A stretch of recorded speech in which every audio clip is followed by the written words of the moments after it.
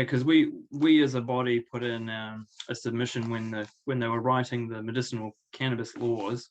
We put in a submission, putting forward that we thought medical herbalists would be the ideal prescribers of medicinal cannabis products rather than GPs, but obviously that didn't go anywhere. But we really I see. I actually agree with you because they used to administering drugs, and we're used to administering whole plant foods and whole plant medicines. That's right. And so now at this point in the game, now that they've got a scheme already started up and going, that's highly focused on characterized relatively high potency CBD and THC products, that declassification of CBD and the use of hemp as herbal medicines is probably our next best step to actually start down that path, I think. Yep. However, if there's products on the market at the moment that you can actually advise your patients towards, you can use that in the meantime. Also, a person can go to a doctor and get a prescription for CBD, but typically what happens is it's financially out of your reach to fulfill the prescription. Which is crazy. We've got a homegrown hemp industry already going, and a whole lot of biomass that's just going to waste every year. Nuts. Yep. I went to a doctor.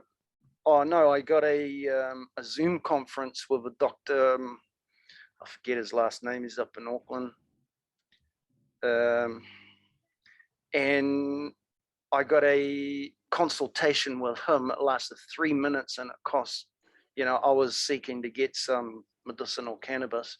It cost me $350 just to talk to him. And that doesn't even include the prescription. Right. Okay, so that was about a year ago. I don't know if they're still doing that. I think the cost has come down. I think it's about $150 now at the cannabis clinic, something like that. Yeah. Now, you asked about costs coming down for the consumer, and the answer to that question is, eventually all prices are going to come down. But the ones that are coming down at the moment are the hulled hemp seeds. Okay, so there is a coming down in price? Yeah, but that's only because there's more growers supplying. But the growers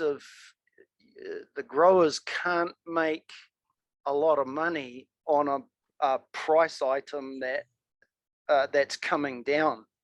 The trend is that it's coming down, so they're going to lose money on that. They need to make money on something else. When they first started selling whole hemp seeds, don't know if you ever tasted them, but they're delicious. Oh yeah, I've been eating them for a decade or more. I used to live in America, in Oregon, so we used to just buy them all the time, chuck them in mueslis and breakfast cereal, and sprinkle them in salads, and make them into hummus and all sorts of stuff. Yeah, I prescribe whole hemp seeds to most people, particularly if they're struggling with their health. It's so nutritious. And the oil is so much fresher than when it's been pressed and you buy it in a bottle too. You're way better off just eating seeds, I think. Yeah, that's exactly right. All right. Well, cool. That's probably all my questions for you. I think, you've answered those really well. So fire away with what you want to ask me. Yeah. In the hemp industry, a lot of people come into it for, say, two different main reasons. One is because they're into marijuana, and it's really an easy step to get from marijuana to hemp. Gotcha. And the second reason would be that people that are sick and suffering, people that are afflicted, get drawn to hemp because they hear about it, they're suffering. Often the case of they're going through something that's unbearable, and they think, oh, well, just for $58, I can actually find out if this is going to suit me. and Right. and they, you know, they get a bottle like that and they become big fans of it. And Yeah. so what we have a hardcore of people that are huge fans and that buy every month. And so we try to keep, we've tried everything that we can to keep the costs down for that. Yeah, that's very cool. Yeah, and so great to know the name of that and see if there's a way to share that. Now, I was leading up to another with our members. question. Those are kind of the reasons that people come into the hemp industry. But you're a herbalist, right? Yep. How did you come to be a herbalist? Well, yeah, so it's very Was it similar. anything like what I've just explained? Yeah, very, very similar actually. Yeah, I basically discovered, well, not specifically herbs to start with, but just natural medicine. I got really sick as a teenager with a condition that was, you know, basically beyond the scope of what modern medicine could treat. So I was diagnosed with ulcerative colitis, which is a type of inflammatory bowel disease, when I was 16. And I guess I was just stubborn and didn't accept that I'd be stuck with this for life, and my life was going to be crap, and I had to take this drug every day for the rest of my life. So yeah, I really started just talking to people and having a look on my own as to what I could do with my diet or with Was the natural drug okay? remedies. Did it provide any relief? It did. It worked at first. Yeah, no, I definitely have a massive amount of gratitude for the doctors who actually managed to reach a diagnosis, because it took several years. It was several years of misery of just not even a diagnosis, and just getting sicker and sicker, and just being on round after round of antibiotics and just getting sicker and sicker and sicker. So yeah, gratitude for the doctors who realized what was going on, got me on the right drugs and got me on the right path. But I plateaued really quick. Within a couple of years, I just wasn't getting any better. Yeah. So yeah, I was about 21 at that point. I went to see a naturopath, and he got me on a pretty rigorous sort of 6-week cleanse reset, really, with potions and herbal medicines and a really, really stripped down diet. I imagine the flora in your stomach was depleted. Yeah, it would have been wrecked from all of the antibiotics and the drugs. Yeah. And so I ended up with a bigger boost to my health in that 6 weeks of working with a naturopath than I'd achieved in the previous 3 years of working with the GP and drugs. So from that point on, I was pretty sold. Yeah, just made those really healthy choices to my diet and using simple herbal remedies, which at that time were really only like probiotics and herbal teas. It wasn't anything fancy. Just changed my diet, my lifestyle, and just continued to see improvements over the following 10 years, and and just increased my love of natural products, foods, whole foods, herbal it would have opened remedies. Your eyes to a whole new world. Yeah, and I was studying as a winemaker, so I was in horticulture, agriculture in Oregon, and getting exposure to biodynamics at that point. There was quite a big trend. Lots of my friends who were running vineyards were farming biodynamically or organically or both. So I was kind of immersed in that sort of world, really. And then I reached the point where I had kids, and we had kids using a naturopath and natural birth. And I'd kind of reached the end of where I wanted to go in my career as making wine. I was a bit disillusioned with the kind of dark side of wine and alcohol. So then I just made the big decision to retrain, and went back to school as a naturopath and herbalist with the aim of making and using products that heal people and help people rather than cause harm. Yeah. What's the name of your organization? And what's your position? So I'm the Vice President of the New Zealand Association of Medical Herbalists. Yeah, and also the spokesperson for the organization for medicinal cannabis. Let me just write that down. What was it again? The New Zealand? So the acronym is NZAMH, and so it's New Zealand Association of Medical Herbalists. Right. And what's the qualification that you got? So what I graduated with was a Bachelor of Natural Medicine, which encompasses naturopathy and herbal medicine. So at the moment, there's 3 schools in New Zealand that offer slightly different qualifications, but slightly similar, that allow people to practice as either a naturopath, a medical herbalist, or both. What kind of benefits do you offer to your followers? Yeah, so we're a membership-run organization with our committee and executive being volunteer, and so really the benefits of joining are to have a professional body, because naturopaths and herbalists are not a regulated profession in New Zealand. Mm-hmm. So we operate as a self-regulated profession, really. So by being a member, you have that kudos of, hey, you did actually do the education and doing your continued education to stay at that kind of standard and competency level of a healthcare practitioner. We have accountability, so we have a code of ethics and a complaints process. So there is that level of protection there for the consumers, if you like, or our patients or clients. And then we offer community as well. So we have our magazine that we would look to. What's the name of the magazine? Avena. So it only goes out to our members, but that would be, potentially where there'd be a bit of cross publishing between your magazine and us. Or we do have advertisers in there. And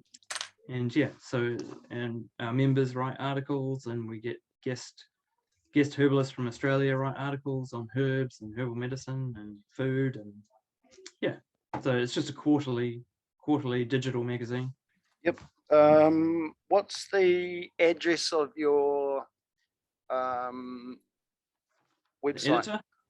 Our website is let me just check the last digit so I get it right.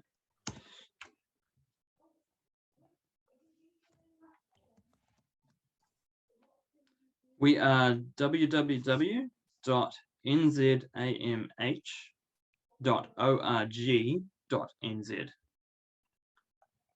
And I can put you in touch with our Avena editor if you want, Marco. Yeah, that sounds great. Yeah. We could do a bit of cross-pollination there. Absolutely. I'll send an email and connect you guys up. Okay, I got one more question. Yep. And this question, you're probably well suited to answer. And the question is, can you please explain the concept of whole plant use in treating ailments? Sure, I can try. So we have this concept in herbal medicine of herbal synergy, which has been around for a long time. So there's this concept in herbal medicine that we learn as students, and everyone thinks about and puts into practice, of herbal synergy. So that is where it's the same concept of the Entourage Effect with cannabis, which your readers will be pretty familiar with. So it's this concept that you can have multiple compounds present in a plant that, when used together, have a more powerful effect than if the individual effects of the 2 molecules or 2 compounds were used separately. So when you take a pharmaceutical, even if it's been based on a plant, which many of them are. Like, Yeah. great example is metformin. You know, it's based on a compound from the plant goat's rue. So metformin is one single compound that has very specific effect, very reliable and replicable, and that's what pharmaceutical companies like for their trials. Goat's rue, of course, has this whole raft of compounds that will have flavonoids and polyphenolics and possibly some terpenes in there as well, all of which will, you know, it will have its compound in there that's similar to metformin to work on blood sugar, but then it's going to have an anti-inflammatory effect and, you know, possibly a prebiotic effect on the micro flora of the gut. So it's going to have all these effects across multiple biochemical systems simultaneously. So yeah, that's essentially what happens when you use a whole plant medicine versus a single isolated compound. So hopefully that explains it well enough. Yeah, that is one of the better explanations I've heard, actually. Herbal synergy. I'll start talking about that myself in my own writings. I love it. So it's really about hitting multiple parts of biochemistry at the same time, you know, because our bodies are made up of these little biochemical systems, and often a drug will only hit one. Yeah, and often a drug will hit one and then cause a side effect or two. Yeah, exactly. So whereas a whole plant, you know, like the side effects are favorable. Negligible, favorable, often unexpected, pleasant, positive events, effects, exactly. Yeah, and if they're not, you just stop taking it. Yeah. So quite a lot. Just safer. Stop taking it. There's no toxicity. And often more effective at lower doses too, is the other, at least observational thing, right? Like.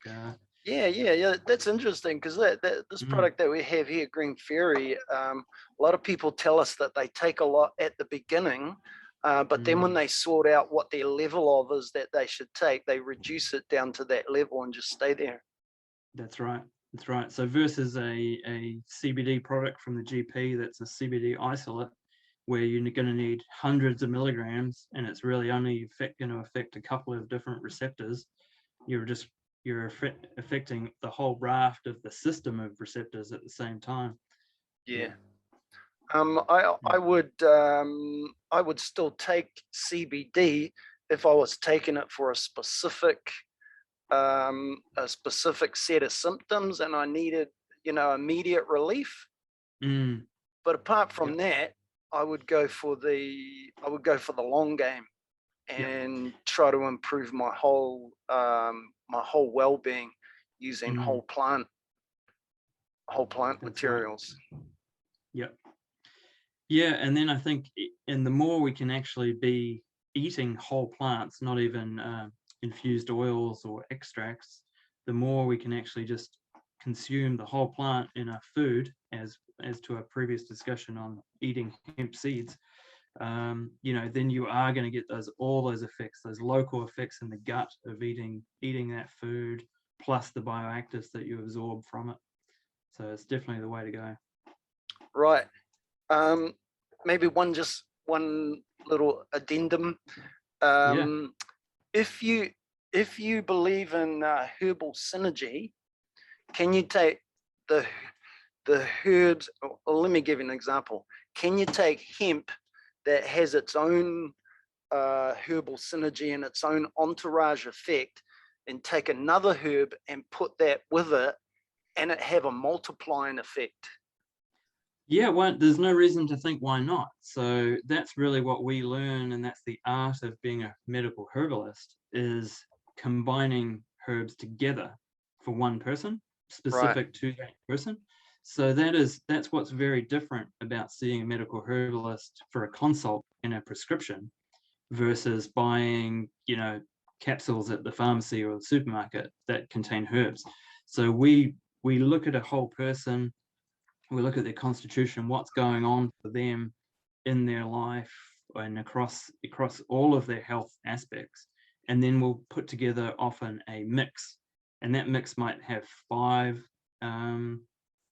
herbs in it, or up to 12 sometimes, or it might only have 2 or 3, but it would very rarely only have 1. So one would think that the same system could well be applied to hemp or cannabis. It makes sense. It makes sense if there's an entourage effect with this, and you put some more herbs with it Absolutely. to make this product, which is sleepy time, and those extra herbs are calming, anti-inflammatory, anti-stress, and antidepressant. You put all that together, you get a really nice product. No, yeah, I would imagine so. Yeah, especially for sleep, there would be a couple of key herbs that would blend in there, like you're saying, your example product. Well, there's actually one herb that induces sleep in here, or induces relaxation, deep relaxation. Yeah, and especially some of the herbs that are really high in those specific terpenes that we know, match up with hemp really well. Lavender for linalool, for sleep or relaxation, and likewise, that you'd have that base endocannabinoid system support in the morning from the hemp oil, but then you could have your adaptogenic herbs, your withania, etc. Ashwagandha in line. Yes, exactly. Yeah. Shatavari. They're also products that we make. So we put ashwagandha with this oil, and to create a product called ashwagandha.